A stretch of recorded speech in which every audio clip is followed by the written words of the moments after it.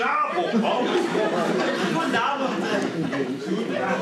Jij bent monsieur Beuling, neem ik aan, hè? Waarschijnlijk, ja.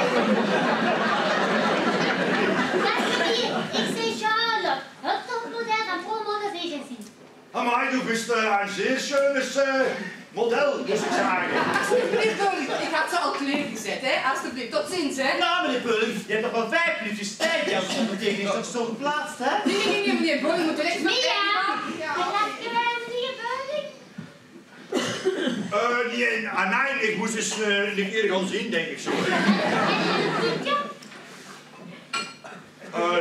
Op gezien. Goeiedag.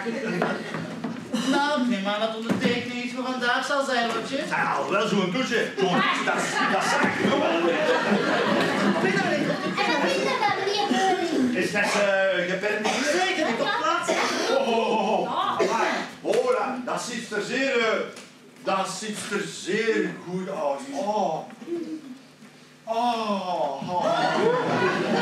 Meneer Beuling? Zeg, Charlotte, die pik zijn... Mia, alsjeblieft, hè. Ja, maar, Mia, de keuken heb ik gezien. Meneer Beuling?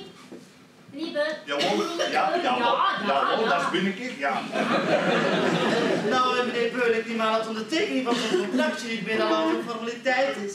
Juist een klein stoemekaart, ja. Dat is waar. Ja, waarschijnlijk, ja. Ja, ik doe het altijd nog bij jou, hè? Dat kwam die rommel bij. Ja, dat is een Duits dialect voor mijn poespassie. Kan jij het vinden, meneer Beuling?